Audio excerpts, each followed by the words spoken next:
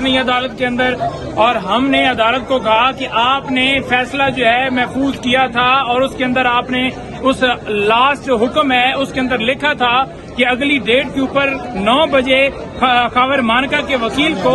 سننے کا جو ہے وہ موقع دیا جائے گا، اور آپ سن کے ان کے آرگومنٹس مکمل ہونے کے بعد آپ اس کے اوپر فیصلہ دیں۔ آپ خاور مانکا کے وکیل کو سن لیں، جان بوجھ کر خاور مانکا کے وکیل کو سننے کی جگہ کے اوپر اس جو وہ خاور مانکا آیا ہوا تھا اس کو موقع دیا گیا اور وہ بکواس کرتا رہا۔ ہم نے عدالت کو کہا کہ آپ نے اس کو ریگولیٹ کرنا ہے، آپ نے اس عدالت کی پروسیڈنگ کا خیال رکھوانا ہے، آپ نے اس کو منع کرنا ہے کہ یہ جو الفاظ استعمال کر رہا ہے اس کو روکیں، لیکن نہیں روکا گیا۔ 1-2 دفعہ جج صاحب نے کہا کہ آپ ایسا نہ کریں، اس کے باوجود کوئی 20 سے 25 دفعہ اس نے غلط زبان استعمال کی، اور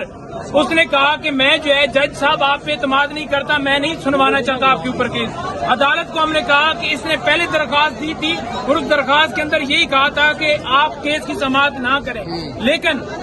اس نے یہ کیا،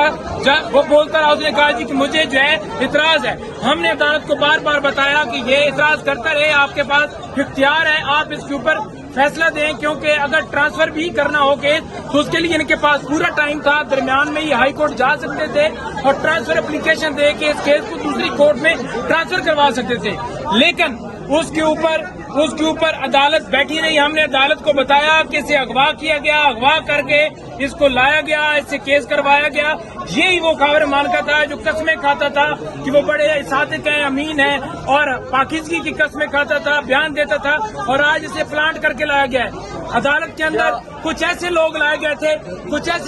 گئے تھے جن کا صرف مقصد یہ تھا کہ شور مچانا۔ ہم نے عدالت کو یہ بھی بتایا کہ وہ اس مقصد سے آئے ہوئے ہیں کہ انہوں نے شور مچانا ہے، عدالت کی پروسیڈنگ کو انٹرپٹ کرنا ہے، وہ چاہتے ہیں کہ کیس کی سماعت جو ہے ملتوی کی جائے۔ ہم نے تحمل مزاجی کا مظاہرہ کیا، تمام لوگوں کو، تمام خواتین کو، تمام وکلاء کو یہ کہا کہ آپ نے کسی نے انٹرپشن نہیں کرنی۔ وہ جس طرح بکواس کر رہا تھا، ہمارا خون جو ہے وہ کھول رہا تھا کہ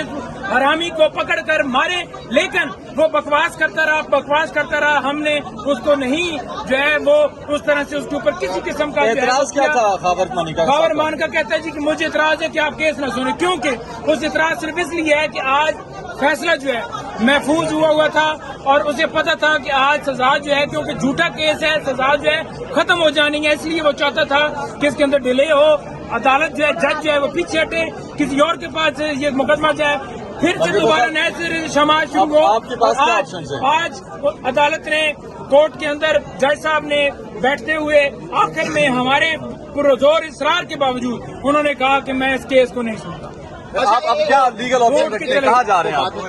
اچھا، ہم نے دیکھا کہ کافی شاکنگ ہوئی، خواتین کی جانب سے کافی زیادہ ہم نے دیکھا کہ نعرے بازی بھی کی گئی، اور یہ کیا ہوا تھا؟ اور آپ نے کہا کہ غیر اخلاقی گفتگو کی گئی خاور مانکا کی جانب سے، کیا ایسی گفتگو کی گئی؟ دیکھیں، وہ بڑی غلیظ زبان استعمال کرتا رہا کہ انہوں نے یہ کیا، وہ کیا، کوئی گلیسرین اور پتہ نہیں کیا لے کے آیا ہوا تھا جس سے وہ شو کروا رہا تھا کہ اس کی آنکھوں میں جو ہے وہ آنسو ہیں، ڈرامہ کر رہا تھا، کوئی اس کو رونا، اس کو پیچھے سے جو ہے وہ ڈنڈا آیا ہوا تھا جس کی بنیاد کے اوپر اس نے کیس دائر کیا، اور اس کیس میں آ کر اس نے ریکیوزل کی۔ آج پھر جو ہے زبانی درخواست دی اور عدالت کے سامنے یہ ریکیوزل کی درخواست پہلے آئی اور عدالت نے اس کو ریجیکٹ کیا۔ آج جواز ہی نہیں بنتا تھا اس کو ریکیوز کرنے کا، جج کے اوپر پریشر ڈالا گیا، جو بھی کیا گیا جج صاحب کے ساتھ۔ آج جج جو ہیں وہ اٹھ گئے، انہوں نے کہا جی کہ میں اس کیس سے ریکیوز کرتا ہوں، حالانکہ جج کے پاس پورا اختیار تھا، وہ اس کیس کے اوپر فیصلہ محفوظ کیا ہوا تھا اور فیصلہ سناتے، لیکن نہیں سنایا گیا۔ یہ نہیں چاہتے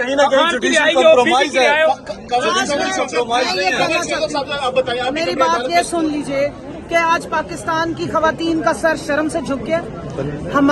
ہمیں یہ بتا دیا گیا ہے کہ اگر کوئی خاتون کسی بچی کی غلط بندے سے شادی ہو جائے اور وہ اللہ کے حکم کے مطابق اس سے طلاق لے لیتی ہے اور اللہ کے ہی حکم کے مطابق کہیں نکاح کر لیتی ہے، تو عدالتوں میں ان پہ کھینچا گیا ہے کہ اگر کوئی خاتون کسی بچی کی غلط بندے سے شادی ہو جائے اور وہ اللہ کے حکم کے مطابق اس سے طلاق لے لیتی ہے اور اللہ کے ہی حکم کے مطابق کہیں نکاح کر لیتی ہے، تو عدالتوں میں ان پہ کیچڑ اچھالا جائے گا، عدالتوں میں انہیں گالیاں دی جائیں گی، عدالتوں میں ان کے اوپر تہمتیں لگائی جائیں گی جس تہمت کا